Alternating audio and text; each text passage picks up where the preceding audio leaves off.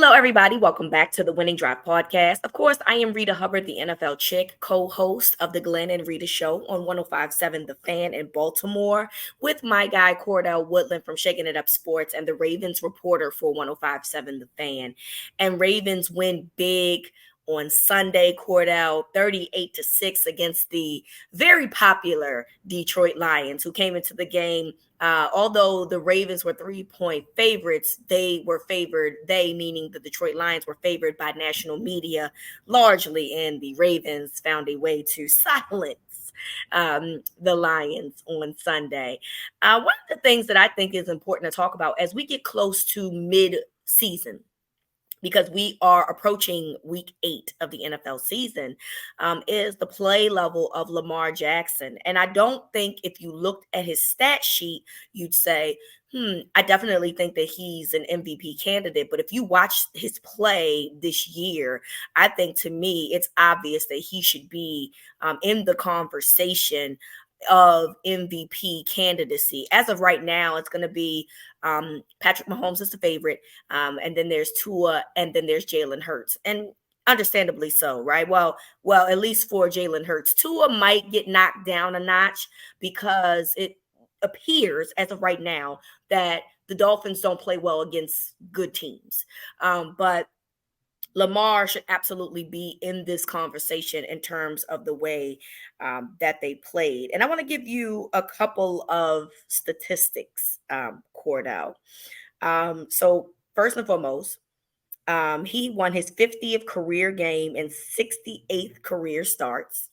That's fantastic. Mm-hmm. He is third in the league currently in passer rating, fifth in the league in yards per game. So, again, if you just go and look at statistics in terms of touchdowns and interceptions, you're going to be like, I don't really love that. But his completion percentage has been through the roof. His, again, quarterback rating has been phenomenal. And even his yards have been something to, be excited about. So when you look at this MVP race and the guys that are around him, what chances do you feel that Lamar Jackson, who is currently plus 700 to win the MVP, what do you see in terms of his competition and how realistically Lamar could be in terms of winning an MVP this year? Yeah, I mean, I definitely believe he is, if nothing else, in the conversation. You mentioned a couple of candidates. I mean, I think Patrick Mahomes is definitely going to be up there. Honestly, for my money, I would probably say that Tyreek Hill is in it, probably over Tua at this point. And should be, quite frankly, yes. And I definitely agree with you about Miami. I mean, not only do they struggle to beat good teams, but I just think they struggle to beat good teams on the road till you get them out of Miami. I mean, you're probably going to get a more human team. But outside of that, I mean, maybe Hurts, but I would make the argument for Lamar over Hurts right now. Me personally, maybe Christian McCaffrey is in there as well. I mean, the dude scores a touchdown every week. I just feel like he has to be in there. But I say all that to say, Lamar Jackson definitely has a shot to win MVP. I mean, Lamar is just as electrifying as any of those guys. He can. The question with Lamar is, can it be? Is he going to be consistent? Is this offense going to be consistent? I mean, and it goes through him. Is he going to be able to do that every week? Because that's one thing you can say about a Patrick Mahomes. Every week, you know what you're getting from him. Tyreek Hill, pretty much at this point. Every week, you know what you're getting from him. Christian McCaffrey, every week, you know what you're getting from him. Lamar, I think you know what you can get from him, but I don't know if it's to the point to where you're saying, oh, yeah, man, Lamar is going to look like a top 3 quarterback every single week. It's not to that point, but I think it can be. And if it does, I mean, who better to win it than him? Because I don't know if even including Mahomes and Tyreek Hill, Lamar probably has more of the wow factor than I think anybody in the MVP race right now. And so that's really what it'll come down to: who's going to be more consistent and who can put together the most spectacular performances. And I think Sunday's game was a huge momentum boost for the Ravens, and Lamar, a huge confidence boost. Lamar as a passer is really he's really showing how dominant he can be as a passer. And I've always laughed in the past when people are debating on whether or not Lamar is an actual accurate passer. I can't get over all these stupid, and I gotta say stupid, anonymous rankings or whatever Yeah. these people do. I always think back to that one anonymous executive that said it doesn't matter how many MVPs Lamar wins, he'll never look at him as a top 10 quarterback. I mean, to even hear that, it just lets you know how people feel about him. Forget him as a player. People just don't like this guy. I think when you look at how the national media changes their opinion on him from week to week, Lamar is very easy to criticize, especially in the past with the offense that they were in, with the people that they had around him. I just always found it funny that people can say that this dude can't throw the ball because he's throwing to, and I'm being nice, C-class receivers. Yeah, C-class. you're being very nice. I mean, those dudes, how many of those dudes even Still are still in play. the league? Right, Honestly. exactly. So, I mean, to that's just laughable to me that there were, including Ravens fans, calling into my show, including this offseason, where Lamar's future was up in the air. I haven't forgot about you guys. That's I right. had somebody that called into my show talking about how Anthony Brown was the guy that the Ravens should be going to over Lamar. Oh yeah. Now Come on. Anthony, Come on. that tells me, because I like Anthony Brown. I do Right. think that he has There's the nothing potential against there. him. But Anthony Brown, who not with the team anymore, and we wish him much success. If you look at his mechanics, he has a lot of work to do, particularly with his arm motion. So that's how I know y'all hate on Lamar, because Anthony Brown has one of the slower windups in It's the a NFL, joke. which will essentially get more interceptions than it will touchdowns in that regard. So we did not forget. The North remembers. We heard a lot of jargon and talk because Lamar obviously wanted what he felt like he was worth, which is nothing wrong with that. Mhm. And you guys definitely said a lot of things, and now you have to eat crow. Yeah. Pun intended, actually. Literally. Because he has played at such a high level this season. Yeah, I mean, he has. And Bill Polian is in there. All of those national guys, all of them, fans included. And you look at his passing numbers, they chart what they define as money throws, which are just what it sounds like: on target, hitting wide open guys and hitting them with perfect accuracy. Lamar has 13 money throws this year. That is good for second in the NFL. For somebody that's supposedly not accurate, it's tough to hit people down the field if they can't get open down the field. But then you give them Zay Flowers, Rashad Bateman is starting to I've been saying all year, Bateman may have had his issues catching the ball and maybe getting on the same page with Lamar, but Bateman's been getting open. He's been able to run his routes. Andrews is still a dog. I mean, Aguilar has been a godsend for them, because you talk about efficiency. He's got one pass thrown to him on Sunday, and that was a touchdown. It's been a couple of times Aguilar has done a lot with less. So I say all that to say, I know we're talking about Lamar as an MVP candidate, but I'm bringing up all these guys around him because they're the reason that you're able to see how good Lamar can really be. In the past, it's been Lamar, go do it all. Go be the leading rusher. Go out there and throw guys open that can't get any separation, that can't run a route. Go throw guys open, not to mention the scheme that they're in isn't even passer friendly. So you got to fight the system that you're in as well. Go do everything. And now you're watching it to where he's got so many yak receivers that all Lamar has to do is put the ball on them, which he is very much capable of doing. and let those guys do the work. And that's what Lamar was talking about coming into the season. He wants to allow the guys around him to make plays. He believes in his guys. He's getting the ball out to them quick. It's not always down the field, but they're still able to get some of those chunk plays. So I just think Lamar's doing a great job of executing to the best of his ability what Todd Monken is asking him to do. And it is, the proof is in the pudding. I mean, that offense that we saw on Sunday against the Lions, I don't know how often we'll see them clicking like that, but I think everybody can agree that that was the type of performance that we all knew that they were capable of putting together. Absolutely. And that's, I think, the expectation of what we thought that this offense would be. And look, them having, some inconsistencies in the first couple of weeks to me was not surprising. I expected that just based on the fact that, nobody had a lot of preseason snaps. And then you had some injuries on the offensive line as well as to Odell. So, you definitely knew it was probably not going to all come together right away. But this offense that we saw on Sunday is the offense that I think many of us had expectations for. Getting the ball, spreading around. He threw to 8 different receivers, having the opportunity to make plays because the offensive line was solid that day.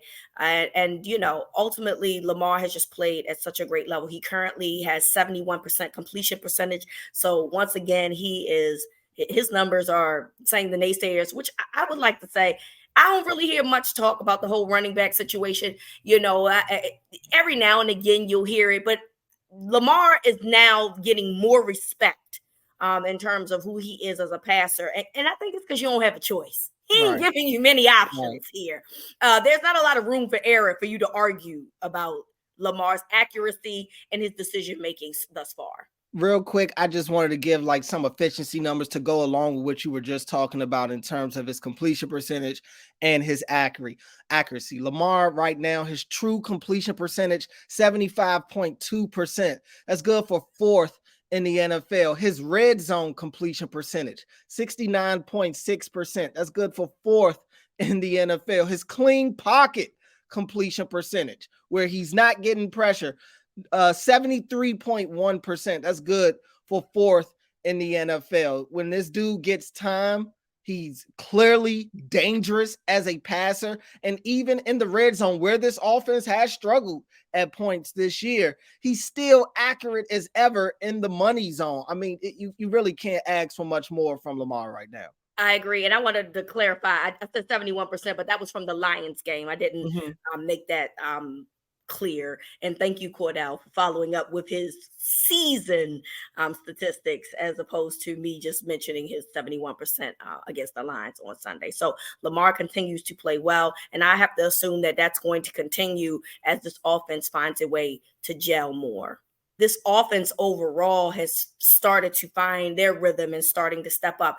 And it's funny because, the Titans game, while I think a lot of people were frustrated about the situation in terms of they were getting to the red zone, they were getting, close enough, but they weren't scoring touchdowns. They were scoring field goals. It feels like they're finally trying to come to fruition in terms of what it is that they want to do. Coming into that game, and we talked about this last week, the Lions, I believe the VOA on defense was 4th overall. So, I mean, they were touted very highly. Now, I always question how good are they because of the schedule that they had. But I also understand that the schedule is the schedule, and there's nothing you can do about that, right? But ultimately, the Ravens definitely offensively handled their business against a team that coming into M&T Bank Stadium was touted to be very good on defense, particularly at the front 7 position. So when you look at this offense and you start looking at who they play down the stretch, because they're going to have to play the Steelers again. They're going to have to play the Browns again. And we know, look, they were successful against the Browns, right? And who have one of the better defenses as well. They also have to play, San Francisco. So these teams that are known to have decent defenses, when you look at what this offense did on Sunday against what was supposed to be a good defense, how confident are you about them moving down the stretch? I mean, you got to feel confident about them. Now, I don't know how confident you should be that that's the offense you're going to see every week. I mean, that still remains to be seen. This offensive line has had their warts at times this year, but they looked really good against that Lions front, which had been so dominant to this point. And we've talked about this a couple of times, Reeta, just this team playing to the level of their competition. I wonder, can this offense, can them as a team, but defense has been there every week. I'll kind of leave them out of it.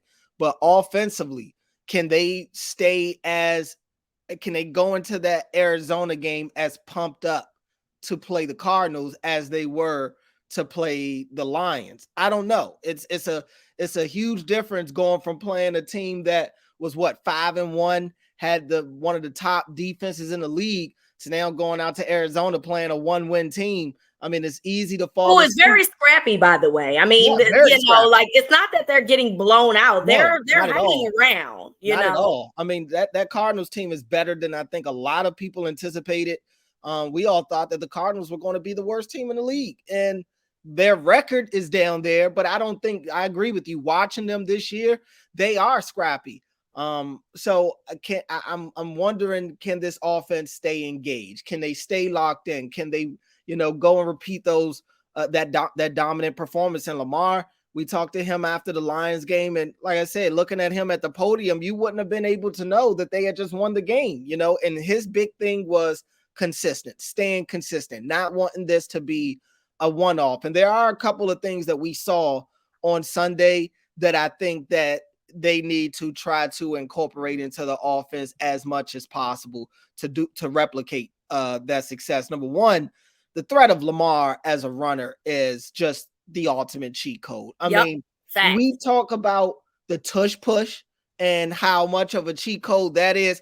Lamar tucking the ball in is just as much of a cheat code as that, to be honest with you, because all 11 on the defensive side of the ball have to respect him as a runner. Yep. They have to. So you can run that type of play that they hit on to Mark Andrews, the type of play where Gus Edwards, I think, kind of went rogue and did his own thing, but it ended up working out. That type of stuff is going to be there for them every single time Lamar leaves the pocket. Yep. They have to force defenses to play honest, because that puts the defense in an impossible situation on whether or not they're truly going to respect the one receiver that's going down the field, or are they going to look at Lamar Jackson in the open field, who's arguably the most dangerous open field runner in this league. Another thing that I feel like they need to do that they did on Saturday, they were able, first of all, the wide receivers did a great job. And John Harbaugh talked about this. I think it was John Harbaugh that talked about this after the game. Just the fact of, I think he talked about this on Monday, actually. Them receivers running their routes as precise and as strong as they did, even when they're not getting the ball, because that opens up a lot of that stuff down the field. You think about the first play of the game where Lamar hit Zay on that deep end route. I mean, if it's not for the slot guy running his fly and really selling it to clear that area out, Zay's not as open as he was. And then you think about a couple of plays later where Bateman had got hit on that curl route. Harb said that Bateman was the fifth option on that play. So so for Lamar to make that read and get all the way over to his fifth option, but also for your receiver who knows he's the fifth option on the play to go out there and run his route the way that he did to still get open. That's the type of stuff you need. I do wonder if these receivers have been as engaged as they were on Sunday the rest of the season. It's been times where you don't feel like guys are running their routes to the best of their ability. It does sometimes feel like guys aren't locked in throughout the course of the game. That was case in point in the Steelers game where you have all those drops. That's just a byproduct of not locking in and not focusing. But I also think the offensive line, which, like I said, has been a little shaky, they were pretty stout on Sunday. And if they can do that against that Lions front, I don't think there's any reason why they can't do that to pretty much any front that they face. But they did a great job of just staying on schedule. The running game was there, even outside of Lamar. Gus Edwards and Justice Hill, I think, combined for about 110 yards or so just for themselves. And that's without Lamar's 35 or whatever, however many yards he had on the ground. So It was just a byproduct of guys doing their part, not waiting for Lamar to come save the day. Offensive line, not hoping that Lamar just makes 3 guys miss in the backfield. Wide receivers, not just waiting for Mark Andrews or Zay Flowers to get theirs. I just like the fact that everybody out there decided to make something happen on their own, carry their weight. And if that's going to be the case, I think this Ravens offense is going to be tough to stop week in and week out. And also, Todd Monken called the plays like he did. I mean, the creativity was there. They hit the Lions where it hurt. It seemed like they didn't really give the Lions a break. They didn't go away from what was working.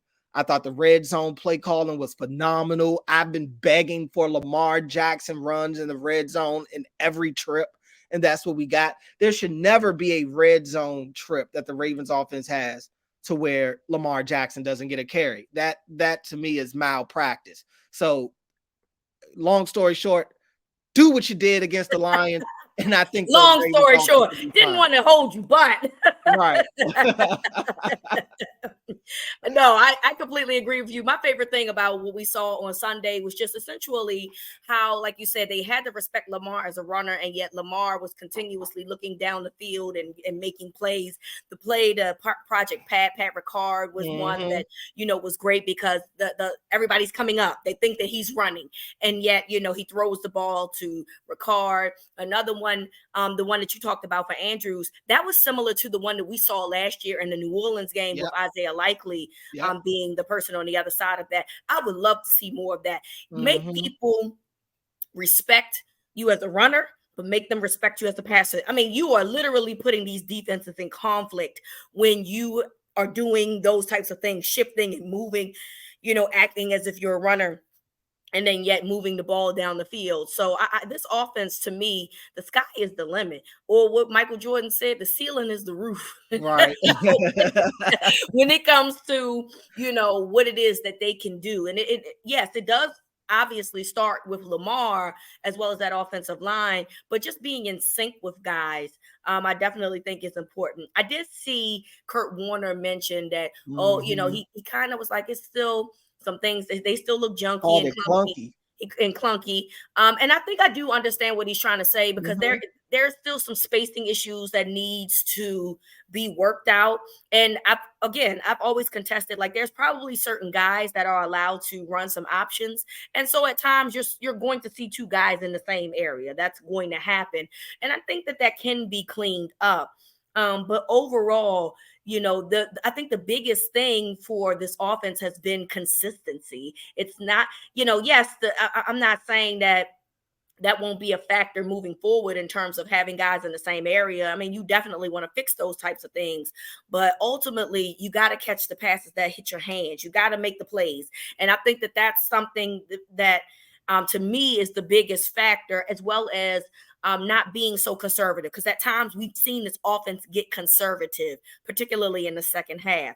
And so I feel like Todd Monken is hearing all of these things in terms of, like, people talking about the conservativeness of this game and when the second half starts. And it felt like that they were more balanced and more consistent in that second half, and they kept their foot on the gas against them as well. Oh, didn't even mention the Gus Edwards throw as well, because it was very similar to what we talked about with Pat Ricard and Mark Andrews. So, because I think a lot of people think that was a run. No, that's a pass play. You know what I mean? Like, it was because as I went back and rewatched the game, Zay is out running a route as well. I mean, I think it was just an RPO. I don't know if Gus had a route. I think Gus kind of did that on his own. Yes. But yeah, I think it was an RPO play. And also, to your point of to Kurt Warner saying that it was clunky, he was talking about the space, and there are a couple of examples of that. I mean, you look at Odell's first catch, I believe it was his first catch. There's like 3 receivers in that space. Odell just comes and pretty much intercepts the ball. Yes, but I know exactly the play that you're. I do think that play was made for Odell, but is it Mark Andrews or Zay? Somebody striking down the field in the same area, and to the point where, when you first see it live, you're like, was that ball supposed to be for Odell or the dude that was going down the field? And I do think that when I looked at the replay, it does look like it's for Odell, but like you said, they're too close. And they just do have to find a way to get a little separation there in that regard. Luckily for the Ravens, it worked out perfectly. But I agree with you that, I understand some of the concerns about the spacing. And I think that that's something that they'll be able to get better as the season goes along. I know it's midway through the season. I understand. Like, you're like, well, when is this going to get better now? And I get it. But there's, it's week 8. They have 9 more games to play. I mean, there's still more time for improvement from this offense. And I definitely think that the Ravens are in position to be better. All right, we've given the offense a lot of love, Cordell, but let's give some flowers to the defense and the expectations that they have lived up to. I remember when Wink Martindale was relieved of his duties. I don't want to say fired because, I think they just decided resign. The mutual design. It was a mutual resigning. I think that they both decided, hey, we have to move forward and part ways. I remember the backlash that people got from it, and I remember, obviously the week 2 game last year against the Dolphins, people were questioning Mike Macdonald's hire, and it to me was never wavered. I always felt like his schemes were very good, and I just felt like give him a little bit of time, he'll be fine. And then, of course, the defense started rolling down the stretch, and to me, they've just elevated their game in 2023. We had so many questions about, what's this team going to do in terms of getting to the quarterback and putting pressure on the quarterback. And, Marlon is going to be out for some time. Oh, my God. Brandon Stevens. Oh, Marcus Williams is going to be out. Oh, what's going to happen? I mean, there were so many question marks throughout the first few weeks in terms of what this defense was going to look like. And yes, I'm going to give Mike Macdonald some flowers because I do think that from a schematic perspective, he is a big part of what it is that they're doing in terms of success. But we got to start giving these players props, man. These players have been phenomenal. And guys that whether you expected them to step up or whether you just didn't know and this has just been a pleasant surprise, either way, these players have been phenomenal in this defense. And the Ravens are now one of the best defenses in the National Football League. Oh, easily. I mean, number one, you can't score against this Ravens defense. And if you can't score, you can't win. Ravens defense is only allowing just under 14 points a game. I mean, that's just in today's NFL. That is dominant. That's flat out dominant. So many questions about the pass rush coming into this season. The Ravens are averaging just over 4 sacks a game. No other team is averaging 4 sacks a game. I mean, and this is without them having a premier pass rusher or a big name pass rusher, because Matabike is starting to look like one of the top interior pass rushers in the NFL. I've talked glowingly about Patrick Queen and how I think he's a really good pass rusher in his own right from the middle linebacker spot.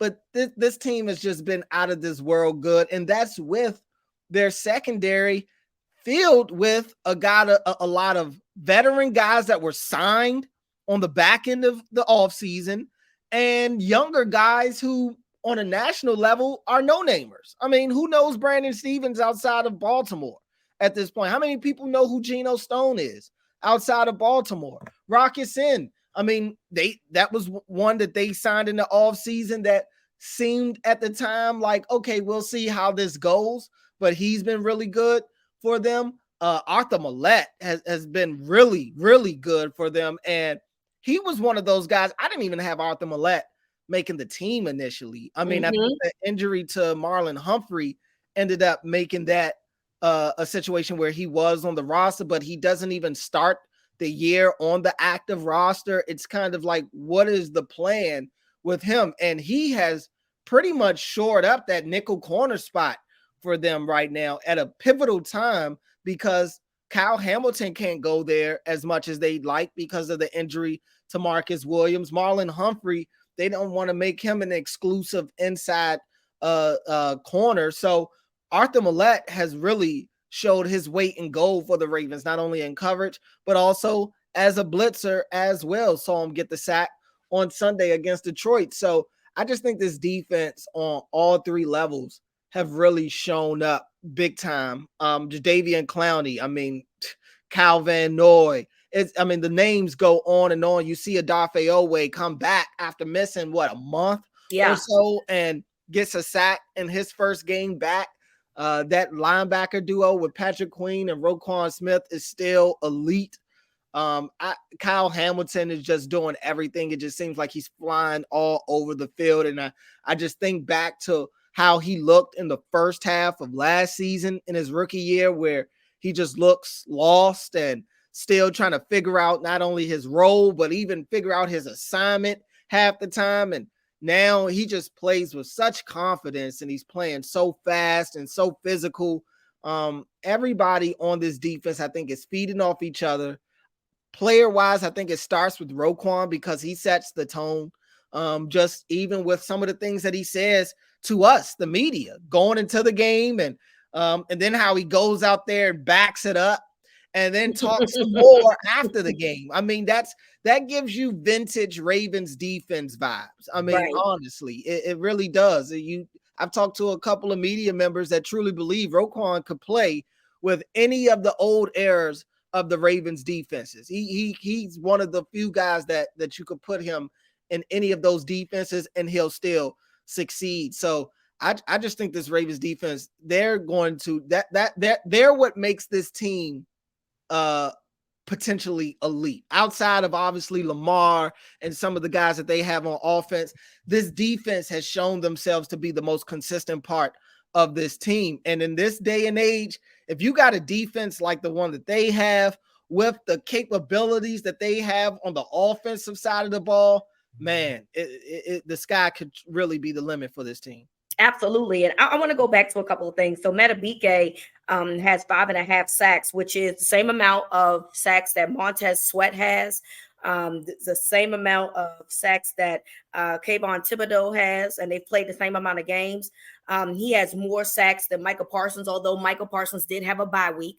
But still, the fact remains is that these are guys that I think that people absolutely thought would be in the running in terms of having sacks. And he has more sacks as well than Aiden Hutchinson. These are guys that when you talk about those guys, you definitely think that they are going to be up there in the upper echelon of sack leaders. Justin Metabike is not a guy I don't think that anybody thought would be a guy that would be in a conversation about being in the sack conversation, and yet he's done it. Geno Stone leading the league with 4 interceptions. Geno Stone signed a 1-year deal. He was an he was not an undrafted free agent, but at one point he was on the practice squad for the Ravens. I think he had a quick stint where he left and came back, and he really has found his niche, which is why, you know how I feel, Cordell. I do feel like sometimes players take a minute to develop, and the Ravens saw the potential in him and wanted him to stay. And then they stuck with him, and that has benefited them, especially with the Marcus Williams injury. It has benefited them greatly. You mentioned, guys coming back like Oweh and stuff. And this team is still not 100% healthy. Ty is from the way that he spoke, doesn't feel like he's going to be out for the season. He feels like at some point he'll be back playing football. You don't know what Ajabo, but remember, John Harbaugh said that it doesn't look like it's season ending. So that could potentially be something that we'll see later on down the stretch when the games get harder. And of course, Marcus Williams, who, yes, he's dealing with hamstring injury as well as the pec injury, but hopefully he can get some time to rest both of those situations. And when the games get harder moving forward in the second half of the season, he'll be back to play. So this defense, as good as they are, still don't have everybody involved. Oh, and by the way, guys like Kyle Van Noy, who was sitting at home eating Cheetos, probably like you and me just a couple weeks ago, just walked in and said, "Here's 3 sacks." Yeah. He's 3 sacks. There you go. I mean, yeah, I can still play. And he has played at a high level immediately, which is crazy to me that he was even, sitting on the couch. And look, maybe you have the situation to do that. Furthermore, I don't know if you heard this, but Ndamukong Suh went on TV and said that the Ravens reached out to him a week ago about potentially joining their team. And so, people will say, oh my God, but that, this defense, they're already good. Look, the Ravens are probably not satisfied. They want to be the best. You see Philadelphia still making trades and still bringing in guys for their team. They're trying to build their super roster. The Ravens aren't susceptible of that either. And if they feel like Ndamukong Suh is able to still play at a high level and he is able to reach the price that they can afford, I can see this happening because he ain't going to nobody that ain't a contender. I mean, he's already kind of made that known, but ultimately, I absolutely can see the Ravens saying, yes, this defense is great, but I want a little bit more. I just want a little bit more. Always could use more. You never know what could happen on the injury front. You got some veterans on that front group, so you never know what can happen with them. A couple of them have injury histories that probably worry you anyway. So yeah, I mean, and I'm a Nebraska guy, so I'm always with Ndamukong Suh coming around. That dude was just a monster in college, and even in the pros, he had his moments to where the dude was just arguably the best defensive tackle in the league at times. So I don't know how much he has left at this point in his career, but it's not like the Ravens are going to ask him to give be every down guy. Yeah. Right. So especially with as good as Matabike's playing right now, I think Broderick Washington's playing at a high level as well. Travis Jones and Brent Urban will still be in the fold. So yeah, if they add in an Ndamukong Suh, I mean, he definitely fits the type of nastiness that defense likes to play with. So I'm all for it. I am all for it. If he joins, this defense will go from nasty to nastier. Yeah. And so that is hopefully he's not stepping on people that. Well, I'm hoping that we're past that point. Right. I'm hoping that type of nastiness has moved on from him, as he's an older guy at this point, just trying to win, just trying to get a Super Bowl. So hopefully, he's still got the nasty streak, but not the stomping on people. Right. We'll see how this goes. So we'll be following that because I'm sure he's not going to do anything before November. He kind of jovially made that comment that, he ain't doing nothing before November because he's enjoying his time. But we'll see what happens from that point on.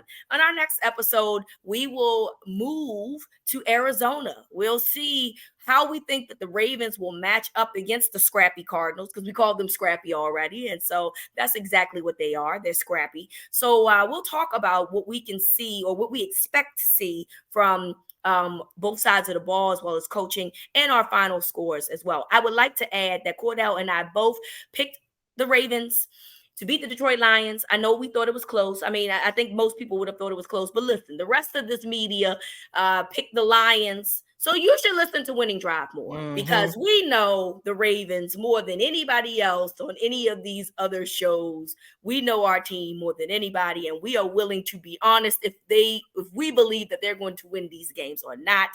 We'll tell you what our predictions are for Sunday's game against the Cardinals. We want to thank you all for listening. So from Cordell to me, this is Winning Drive.